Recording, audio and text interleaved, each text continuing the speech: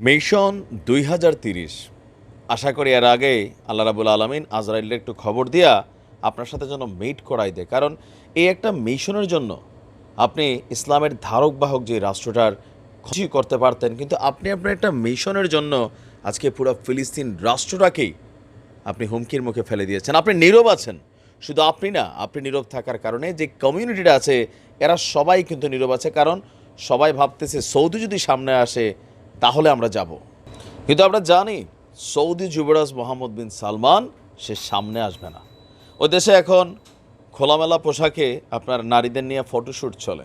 ওই দেশে মদের লাইসেন্স খোলা হয়েছে।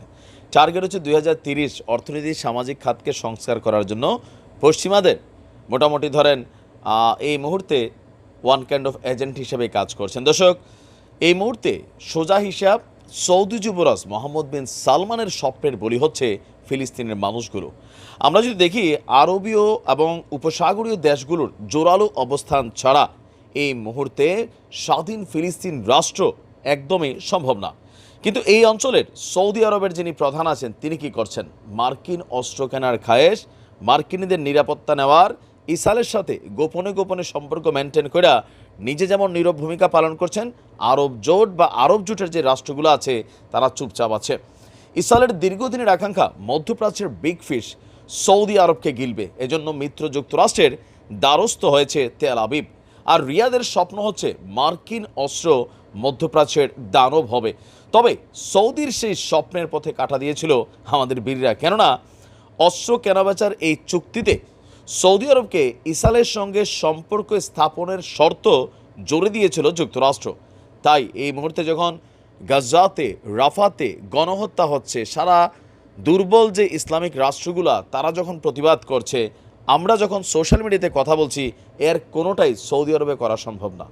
সৌদিতে বসবাস করে আপনি ফেসবুকে একটা স্ট্যাটাস দিবেন, আপনাকে গ্রেপ্তার করা হবে।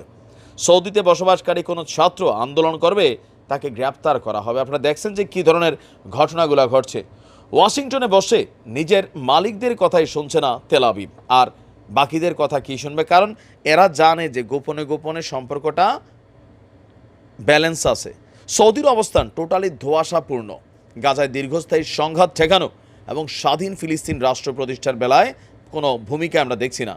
যুদ্ধবিরতি নিয়ে কাতার, মিশর, এমনকি সংযুক্ত আরব আমিরাতও ২-৪-১০% আমি মনে করি যে তারা অগ্রণী ভূমিকা পালন করেছিল, কিন্তু এরপরেও সৌদি আরবের কোনো বক্তব্য আমরা দেখছি না। বিশ্লেষকরা বলছেন ফিলিস্তিনের অধিকার আদায়ের সংগ্রামে সৌদির এমন নীরবতা অবাক নয়। কেননা রিয়াদের বর্তমান নেতৃত্ব বাইরের দেশে কি ঘটলো তার চেয়ে নিজ দেশের বিষয়গুলো নিয়েই একটু বেশি চিন্তিত সালমান। তাই গেল বছর ফক্স নিউজকে সৌদি যুবরাজ জানিয়েছিল ইসরায়েলের সাথে সম্পর্ক স্থাপনটা খুবই সন্নিকটে, আর ইসরায়েল এবং সৌদির মধ্যে রেল যোগাযোগ হচ্ছে। কিছু বলার নাই, মাওলার কাছে বিচার দিলাম, ২০৩০-এর আগেই যেন আজরাইলের সাথে তোমার মিট হয়ে যায়।